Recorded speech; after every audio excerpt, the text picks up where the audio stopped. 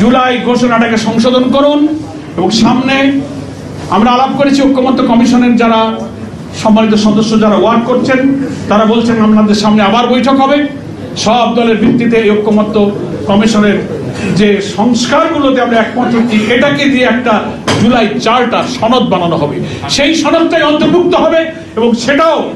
আইনে রূপান্তরিত করতে প্রয়োজনে আপনি গণভোট নেন প্রয়োজনে অর্ডিন্যান্স জারি করেন প্রয়োজনে এলএফও করে এই আইনের ভিত্তিতে আগামী নির্বাচন হতে হবে নির্বাচন করবেন সরকার আসবে 2 বছর পরে তারপরে এই সব কিছু মেরামত করবেন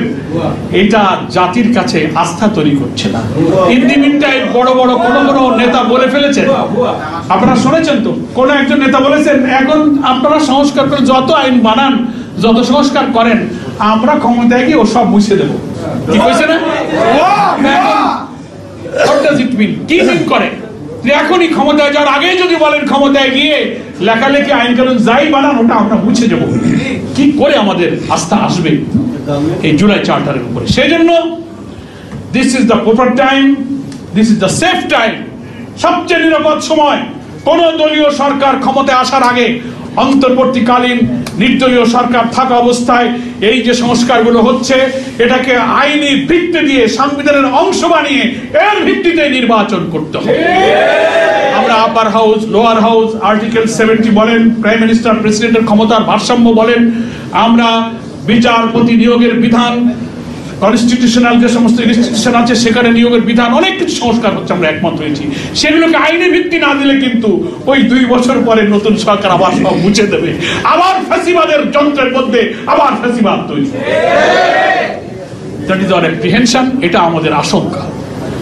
আজকের এই আলোচনা সভা থেকে আমি সরকারের নীতি নির্ধারকদের কাছে আবেদন করতে চাই 5 তারিখের ঘোষণা করা জুলাই ডিক্লারেশনকে সংশোধনের সুযোগ আছে যে সমস্ত সাজেশন আসছে এই সংশোধন করুন সকলের অবদানকে স্বীকার করুন এই অবদান এই রক্তের উপরে দাঁড়িয়ে গণ আকাঙ্ক্ষার ভিত্তিতে আপনারা কিন্তু রাষ্ট্রের উপদেষ্টা সেজেছেন এবং দেশ শাসন করছেন এটাকে আপনাকে স্মরণ করতে হবে সেকেন্ড এবং শেষ কথা হচ্ছে আমার এখানে সব স্তরের শিক্ষা প্রতিষ্ঠানের প্রতিষ্ঠাশীল নেতৃবৃন্দ সেই স্তরের যে সমস্ত দুর্ভোগ বঞ্চনা বৈষম্য দাবির কথা এখানে আমরা উল্লেখ করেছেন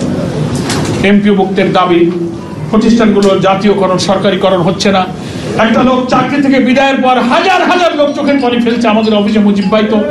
শিক্ষা উপদেষ্টার সঙ্গে ডেপুটেশন দিয়ে দেখা করে কথা বলে আসছেন আমাদের সব নেতৃবৃন্দের কাছে এই চোখের পানি সৎ জীবনযাপন করে সাধারণত শিক্ষকরা বেশি নাকি বলে আয়ের আর কোনো উৎস থাকে না চাকরি বিদায়ের পর মাসিক বেতন নেই সংসার কি করে চলে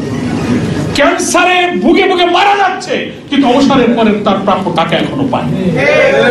বাংলাদেশ কি এত অভাব এত গরিব আপনি শত শত কোটি টাকা আপনি অনুৎপাদনশীল খাতে অনৈতিকতার খাতে ব্যয় করবেন জাতির কারিগর বলে সভ্যতার কারিগর মানুষ গড়ার কারিগর যাদেরকে বলবেন আপনি তাদের ঘাম ঝরানো জীবনের শেষ প্রান্তে প্রাপ্য অর্থটা দিতে পারবেন না এই অবিচার আমরা সহ্য করব না এজন্য টাকা আছে অবসর পাওয়ার পরপরই তাদের প্রত্যেকের পাওনা ফেরত দিতে হবে তারপরে শিক্ষানীতি একটা সমন্বিত শিক্ষানীতির কথা সবসময় উচ্চারিত হচ্ছে নৈতিকতা মূল্যবোধ চরিত্রকে ঠিক রেখে একটা স্তর পর্যন্ত এই মুসলিম জাতি সত্ত্বায় দেশের অধিকাংশ মানুষের আদর্শকে উদ্ধারণ করে শিক্ষা ব্যবস্থার ভিত্তিতে একটা উৎপাদনমুখী কারিগরি এমন একটা শিক্ষানীতি গড়ে তুলতে হবে সে ডাক্তার হবে ইঞ্জিনিয়ার হবে ইউনিভার্সিটির ভাইস চ্যান্সেলর হবে সে প্রধানমন্ত্রী হবে রাষ্ট্রপতি হবে সেনাপ্রধান হবে every sector of our life যেখানেই হোক সেখানেই যাবে সে যোগ্য আদর্শবান নৈতিকতার সাথে সেখানে সে নেতৃত্ব দেবে আমরা এই এডুকেশন সিস্টেম চেয়েছি এখনো এই সরকার এত কমিশন হয়েছে শিক্ষা কমিশন করে একটা শিক্ষা নতুন পলিসি করার ব্যাপারে এখনো কোনো পদক্ষেপ নেই আমরা মনে করি এই আলোচনা সভা থেকে করণীয়র মধ্যে অন্যতম করণীয় দেশের উপযোগী একটি সমন্বিত শিক্ষা ব্যবস্থায় জাতির চরিত্র নৈতিকতার উপরে দাঁড়িয়ে থেকে দুর্নীতিমুক্ত বৈষম্যহীন একটা ইনসাফপূর্ণ দেশ তৈরি করতে দেশের আদর্শ নাগরিক হিসেবে তারা ভূমিকা রাখতে পারে এমন শিক্ষানীতি বাস্তবায়ন করতে হবে